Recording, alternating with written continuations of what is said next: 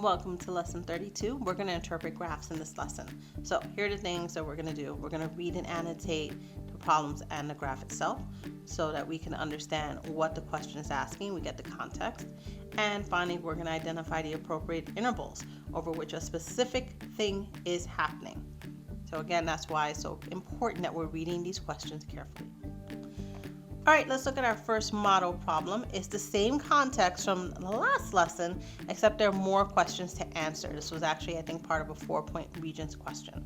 So again, manager is analyzing his online shoe sales, where he's collecting data on number of pairs of shoes sold over a 14-hour period. So here's our first question. State the entire interval for which the number of pairs of shoes sold is increasing. So when are sales going up? We can see that very easily on the first part of the graph, that it is going up until this point right here, and then sales start to decrease. So let's identify that interval. From here to here, sales are increasing now. What is the here? Let's write it in black.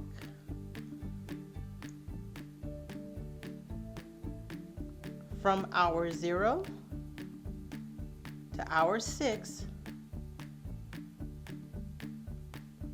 the number of pairs of shoes is increasing. The number of pairs of shoes sold, I want to be as clear as possible in my writing, is increasing. Now, I have this as a sentence. I'm also going to write it as an inequality. So from here, from hour 0 to hour 6. So I'm going to write 0 is less than x is less than 6. Now, why am I using x? Because I'm talking about a time interval. So that is why I'm using x in this inequality. So you can hit pause and jot that down into your notes. Let's get to the second part of the problem. We're going to determine the average rate of change between the 6th and 14th hour and explain what it means in the context of the problem. All right, so we have a second interval to talk about. We have this one here to here. And we want to figure out what is the average rate of change. So I'm going to put down our rate of change formula. We're going to talk about this so much more in the next unit on when we have conversations about slope. So rate of change, we're going to use the formula y2 minus y1 over x2 minus x1, same as our slope formula from 8th grade.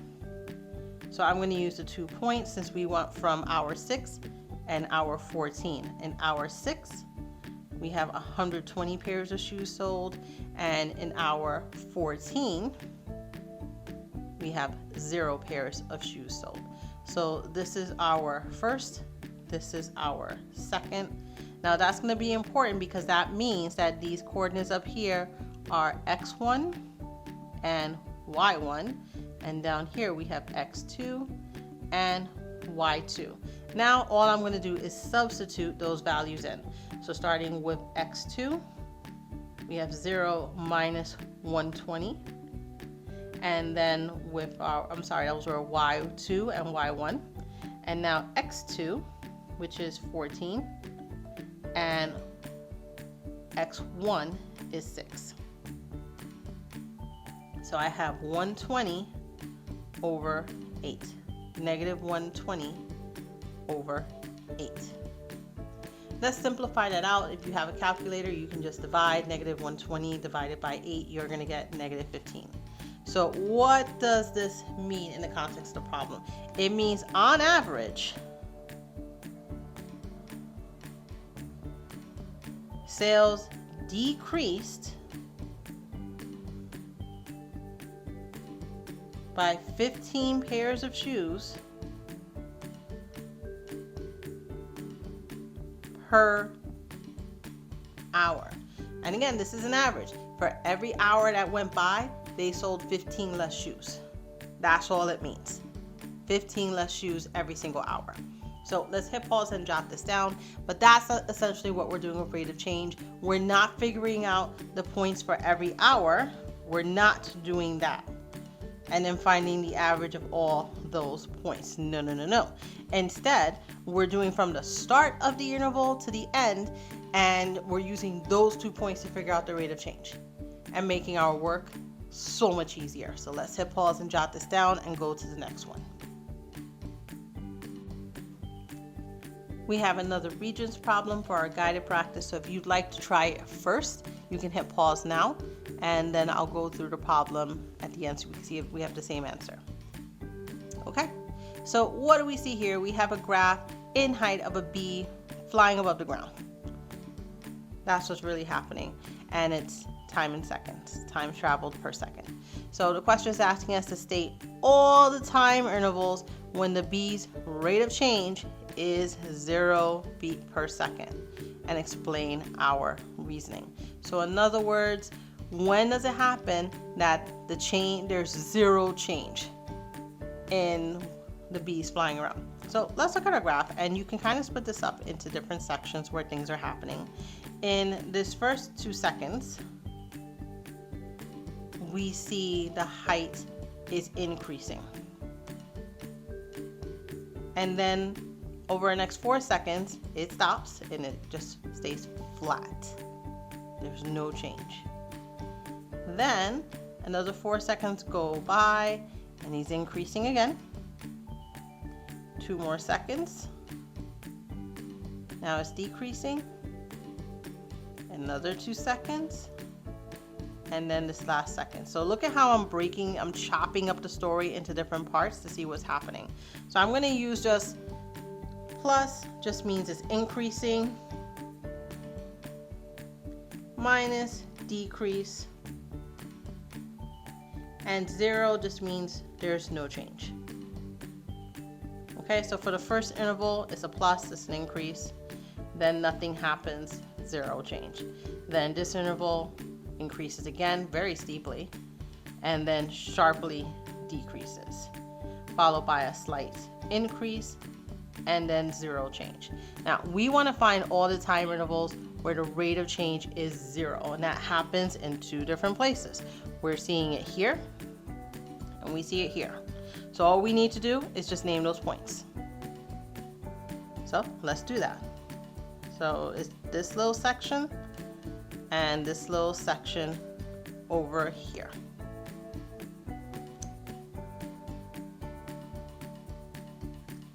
There are 2 time intervals.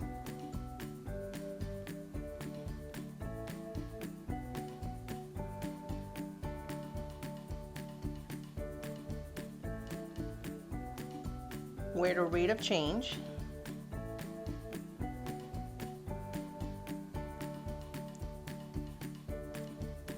is 0 beat per second.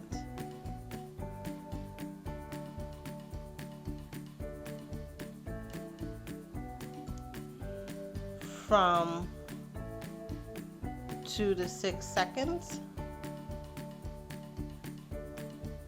and 14 to 15 seconds. All right, so I just wrote it in a very quick matter-of-fact sentence. So let's actually put this as an inequality as well. So we have 2 less than x less than 6. That was the first interval. And 14, here's x, 15. 14 is less than x is less than 15. So why am I doing both? Here's my strategy part.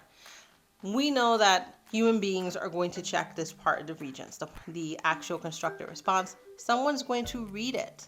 So I want to make sure that my words are really clear. And I'm going to tell you a secret.